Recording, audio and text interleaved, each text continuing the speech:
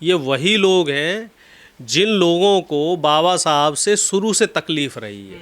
जब बाबा साहब ने देश में संविधान बनाया तो ये वही लोग थे जिन्होंने संविधान की प्रतियां जलाईं, और ये वही लोग हैं जो मनु का विधान देश में स्थापित करना चाहते हैं, धर्म संसदें लगाते हैं ये लोग।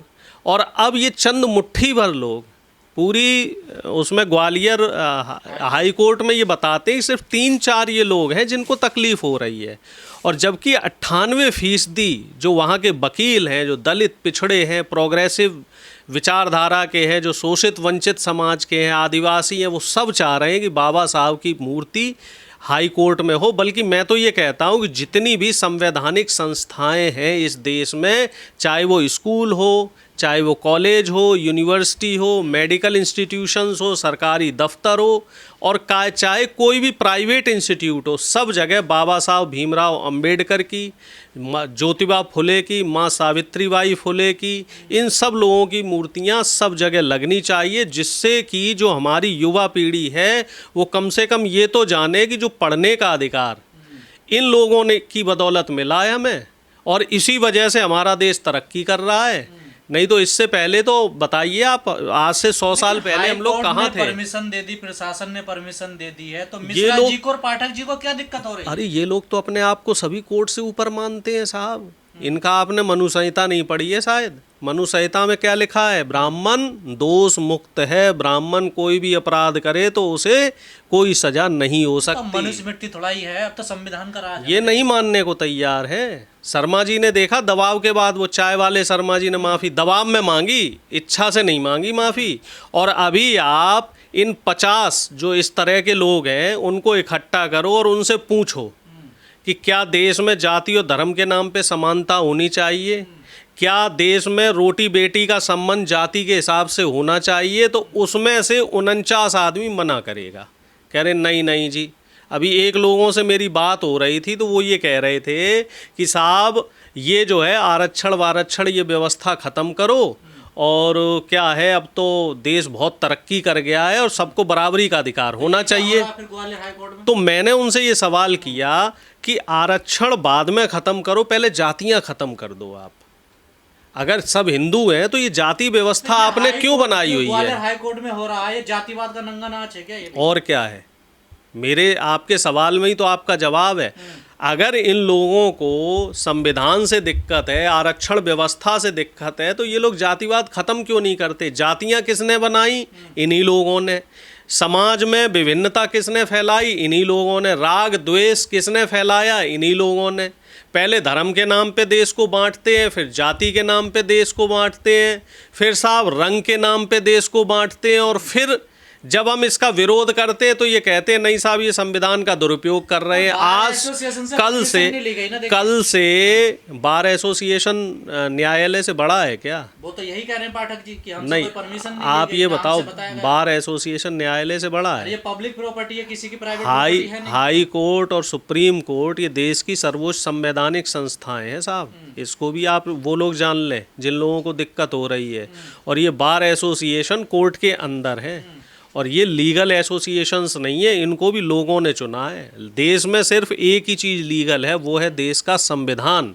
और जिसने इस देश के संविधान को बनाया है, जो संविधान का रचयिता है, तो देश की कोई भी ताकत, चाहे वो किसी भी तरह की ताकत हो, उस ताकत को कोई अधिकार नहीं है कि बाबा साहब भीमराव अंबेडकर की मूर्ति को किसी भी सार्वजनिक स्थल पे ना स्थापित होने दे। सर कहाँ स्थापित होने देने? बाहर खड़ी है मूर्ति गेट पर। भाई साहब आप रुकते जाइए, ट्रक से उतरने भी नहीं दिया नीचे। आप देखते जाइए, अभी स्थापित हो जाएगी। अभी दलित पिछड़े और आदिवासी इकट्ठे हुए हैं, आज फैसला होगा। ऐसे 2-4 लोगों के हिसाब से थोड़ी देश चलेगा। बड़ी बात तो ये है ना, देखिए हाई कोर्ट के जो चीफ जस्टिस हैं वो भी अम्बेडकरवादी हैं, और सुप्रीम कोर्ट के जो नए सीजीआई बने वो भी अम्बेडकरवादी है। तब ये ड्रामा हो रहा है। वो तो देश के पहले बुद्धिस्ट हैं। ये हमारे लिए फक्र की बात होनी चाहिए। और उनके होते हुए इस तरह के काम हो रहे हैं, तो आप अंदाज़ा लगाओ कि अगर ऐसे लोग संस्थाओं में नहीं होते, ऐसी संस्थाओं में, तो देश के क्या हालात होते, तो देश की क्या स्थिति होती। आप सोच के देखो, ये इस समय जब लगभग 30% लोग, एक सरकारी आंकड़ा आया है, वो आंकड़ा ये कहता है कि हाई कोर्ट में 30% जो जज हैं वो 30% जज SC ST OBC के हैं। कम से कम चलो कुछ तो प्रतिनिधित्व तो मिल रहा है। हालांकि ये आंकड़ा 30% से बढ़ के हाई कोर्ट में 50% होना चाहिए था, लेकिन हो क्या रहा है कि जो 30% लोग हैं उन लोगों की भी आवाज़ को नहीं सुना जा रहा है। और बड़े अफसोस की और बड़े शर्म की बात है कि ये जो मुट्ठी भर लोग हैं, ये लोग हम 90% जो बहुजन आबादी है उसका शोषण करना चाह रहे हैं, उसकी आवाज़ को दबाने की कोशिश कर रहे हैं, उनकी संवैधानिक आवाज़ का गला घोंटने की कोशिश कर रहे हैं। ये बड़े शर्म की बात कह रहे है। हैं भगवान राम की मूर्ति लगनी चाहिए। देखिए, भगवान राम की मूर्तियाँ तो मंदिर में हैं। भगवान राम की मूर्तियाँ सभी मंदिरों में हैं। आप किसी भी मंदिर में जाइए, राम की, कृष्ण की और तमाम जो हमारे भगवान हैं उनकी मूर्ति है। जो संवैधानिक स्थल है, जैसे कोर्ट जैसी जगह है, शैक्षिक संस्थाएं हैं, तो यहाँ तो बाबा साहब की मूर्ति होनी चाहिए। और ये चूँकि उन्होंने संविधान बनाया है, देश में न्याय व्यवस्था को वो लाए हैं। अच्छा, एक चीज़ और देखो आप कि ये लोग इस बात का विरोध नहीं करते। जयपुर हाई कोर्ट में जो मूर्ति लगी उससे इन्हें कोई दिक्कत नहीं है, हाँ, उससे दिक्कत नहीं है। लेकिन यहाँ बाबा साहब की मूर्ति लग जाएगी, उससे दिक्कत है। नहीं, सुप्रीम कोर्ट में लगी हुई है ना बाबा साहब की मूर्ति, तो हाई कोर्ट में क्यों नहीं लग सकती? लगनी चाहिए, बिल्कुल लगनी चाहिए। ये लोग न्यायपालिका से ऊपर थोड़ा ही हैं। ऐसे इनकी मोनोपोली हम लोग नहीं चलने देंगे। जो मध्य प्रदेश के तमाम सामाजिक संस्थान हैं, तमाम OBC महासभाएं हैं और भी तमाम बहुजनों के जो संगठन हैं, वो सारे इकट्ठे हो रहे हैं। मेरी कुछ संगठन के लोगों से बातचीत भी हुई है और वो कह रहे हैं कि इस तरह की जो वकीलों की जो मोनोपोली है ये नहीं चलने देंगे। और वो भी जो मुट्ठी भर लोग हैं, ये मुट्ठी भर लोग ही माहौल ख़राब करने की कोशिश। गंभीर है कि हाथापाई पर बात आ गई है सर। देखिए, कुछ भी हो जाए भाई, हम लोग कोई लठ हमारे कमज़ोर थोड़ा ही है। जब बात बाबा साहब की होगी, बात फुले साहब की होगी, तो हम लोग चुप बैठने वाले नहीं हैं। हम लोग न्याय को मानने वाले लोग हैं। तो पहले तो हम चाहेंगे कि कानून के हिसाब से चीज़ें हों, और अगर कानून के हिसाब से नहीं होगी तो लठ तैयार है। ये बाबा साहब तो सबके हैं, किसी एक के थोड़ा नहीं है। बाबा साहब को सब लोग मानते कहाँ हैं? ये जो मनवादी लोग हैं, ये लोग तो बाबा साहब को अपना नहीं मानते। इनको तो ऐसे लगता है कि इनका पेट काट के गरीबों को, शोषितों को और वंचितों को दिया जा रहा है। जबकि हुआ क्या था कि पहले 10 लोग भूखे थे तो सिर्फ एक आदमी को ही रोटी दी जा रही थी। और देश में जब से संविधान लगा है तो जो जो व्यक्ति भूखा है सबको रोटी मिल रही है। अब इस वजह से इन लोगों को दिक्कत हो रही, क्योंकि पहले इन्हें 10 रोटी मिलती थी, अब इन्हें 1 रोटी मिल रही है। कभी ये लोग फूले मूवी का विरोध करते हैं, कभी बाबा साहब के स्टैचू का विरोध करते हैं, तो क्या इन्हें समानता पर आधारित समाज पसंद नहीं है क्या देश में? इन्हें समता मूलक समाज से सख्त नफरत है। समता मूलक समाज जिसकी बाबा साहब ने जिसका सपना देखा था, फुले साहब ने उसकी नींव डाली थी। और अब देखिए, फुले फिल्म जो रिलीज हुई है, इसका विरोध कौन कर रहा है? यही ब्राह्मण समाज और मनवादी समाज के लोग इसका विरोध कर रहे हैं। ऐसी जो शिक्षा से जुड़ी हुई फिल्में हैं, इस तरह की फिल्में, बाबा साहब के जो ऊपर बनी हुई फिल्में, ऐसी फिल्मों को टैक्स फ्री करके हर जगह चलाना चाहिए। एक मुहिम छेड़नी चाहिए और सरकार को ये करना चाहिए, क्योंकि प्रधानमंत्री मोदी तो पिछले 10 साल से उनका एक स्लोगन रहा है, बेटी बचाओ बेटी पढ़ाओ। और ये जो फुले फिल्म है, हमारे दर्शक भी इसको समझे, ये महिला शिक्षा पे ही बनी हुई फिल्म है। माँ सावित्रीबाई फुले, फातिमा शेख पहली महिला शिक्षिका थी। और इन लोगों ने जो संघर्ष किया, और किसके लिए संघर्ष किया, कोई ऐसा नहीं कि दलित पिछड़ों के लिए किया, इन्होंने तो सवर्ण महिलाओं के लिए भी संघर्ष किया। उनको भी पढ़ने का अधिकार नहीं था।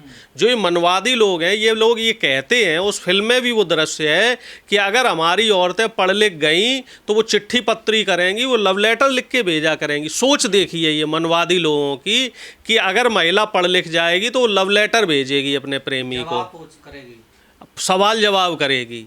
तो सवाल जवाब इनको पसंद नहीं है। ये चाहते हैं कि जो महिलाएं हैं, चाहे वो सवर्ण समाज की हो, वो कहाँ रहे, सिर्फ चौका बर्तन करें, किचन में रहे। हाँ, गुलामगिरी, वो एक उपन्यास भी आया है।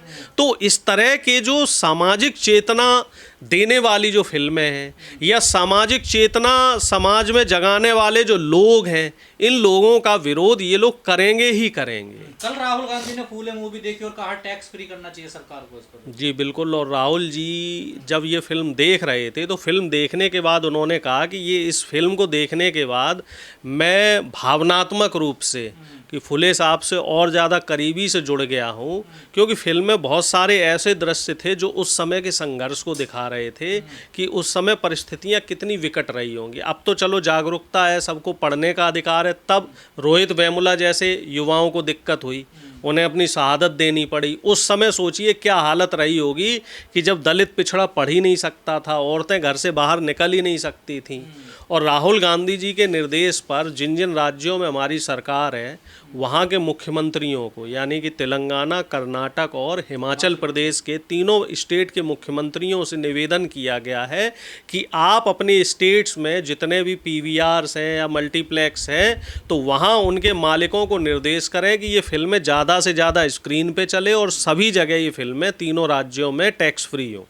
जब हम अपने राज्यों में इस फिल्म को टैक्स फ्री कर लेंगे तो उसके बाद फिर हम बीजेपी से सवाल करेंगे। सर, जब बहुजन महापुरुषों की बात होती है, चाहे ज्योतिबा फूले हों, पेरियार हों या बाबा साहब हों, तो ये मामला थोड़ा गंभीर क्यों हो जाता है? यहाँ हिंसा में तब्दीली, जैसे कल राहुल गांधी जी दरभंगा में गए मिलने, अम्बेडकर छात्रावास में गए तो उन्हें जाने नहीं दिया वहाँ पर।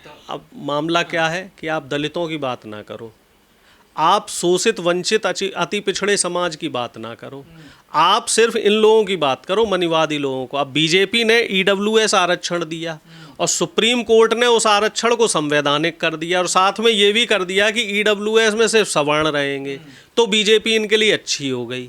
अब राहुल गांधी जी ये कह रहे हैं कि निजी संस्थानों में भी आरक्षण लगाया जाए, क्योंकि जब मनमोहन सिंह की सरकार थी, बहुत कम लोगों को जानकारी है कि 29 जनवरी सन 1914 में मनमोहन सिंह जी ने आर्टिकल 15(5) एक क्लॉज जोड़ा था संविधान में, जिसके तहत जो निजी संस्थान है, चाहे वो मेडिकल इंस्टीट्यूट हो, चाहे इंजीनियरिंग इंस्टीट्यूट है, जितने भी निजी शैक्षिक संस्थान हैं, सब जगह आरक्षण व्यवस्था लागू होनी चाहिए।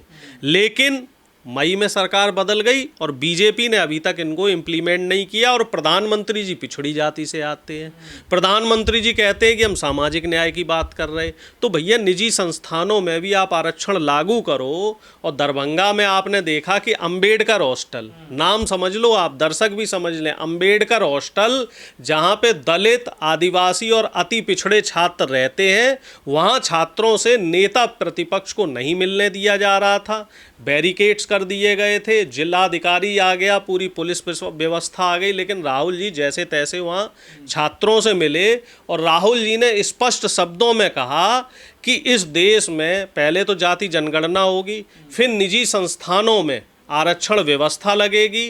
निजी संस्थानों में चाहे कोई भी इंस्टीट्यूट हो, अस्पताल हो, कॉलेज हो, तमाम सरकार प्राइवेट जो इंस्टीट्यूट्स हैं, तमाम प्राइवेट जो यूनिवर्सिटीज़ हैं, तमाम प्राइवेट कंपनीज़ हैं, सब जगह आरक्षण लगेगा। और तीसरी जो महत्वपूर्ण बात है वो बात ये है कि निजी संस्थानों में जो 50% की जो एक कैप है वो भी ख़त्म होगी, यानी कि जनसंख्या के हिसाब से ही हिस्सेदारी दी जाएगी। चलिए ठीक है।